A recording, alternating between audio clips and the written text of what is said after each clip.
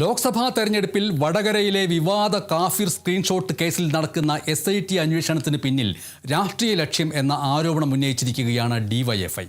പ്രതികളെ സ്ഥാപിച്ചുകൊണ്ടുള്ള അന്വേഷണമാണ് ഇപ്പോൾ നടക്കുന്നത് എന്ന് DYFI കോഴിക്കോട് ജില്ലാ സെക്രട്ടറി LG ലിജീഷ് ആരോപിക്കുന്നു. റിബേഷ് രാമകൃഷ്ണൻ ബ്ലോക്ക് പ്രസിഡന്റ് സ്ഥാനം ഒഴിഞ്ഞത് കാഫിർ സ്ക്രീൻഷോട്ട് വിഷയത്തിൻ്റെ പേരിലല്ല. പ്രായപരിധിയും കാലാവധിയും കഴിഞ്ഞതിനാലാണ് UDF യൂത്ത് കോൺഗ്രസ് തിരക്കഥയ്ക്കനുസരിച്ച് ഇപ്പോഴത്തെ അന്വേഷണം നടക്കുന്നതെന്നും അദ്ദേഹം കുറ്റപ്പെടുത്തി.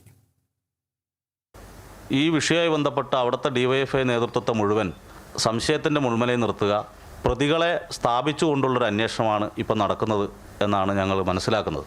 ഇതിപ്പോൾ UDFും യൂത്ത് കോൺഗ്രസ്സുകാരും പറയുന്ന ഇതിനനുസരിച്ച് ഈ സംവിധാനം കൊണ്ടുപോവുകയാണ്. റിബേഷ് മാഷ് ഏത് സമയത്തും ഈ അന്വേഷണമായി സഹകരിച്ച ആളാണ്. ഫോറൻസിക് പരിശോധനയ്ക്ക് വേണമെന്ന് പറഞ്ഞപ്പോൾ ആ സമയത്ത് ഫോൺ കൊടുത്ത ആളാണ്. ഇത് മറച്ചു വെച്ചിട്ടില്ല, ഒന്നും ആക്കിയിട്ടില്ല, എല്ലാം പരിശോധിച്ചോ എന്ന് പറഞ്ഞാണ്. ഒന്നും മറച്ചു വെക്കാനില്ലാത്തതുകൊണ്ടല്ലേ. ഇപ്പോൾ UDF അധികാരത്തിൽ വന്നതിന് ശേഷം രാഷ്ട്രീയ ലക്ഷ്യത്തോടെ ഈ വിഷയത്തെ സമീപിക്കുന്നതിനുള്ള ശക്തമായ പ്രതിഷേധം DYFI ജില്ലാ കമ്മിറ്റി രേഖപ്പെടുത്തുകയാണ്.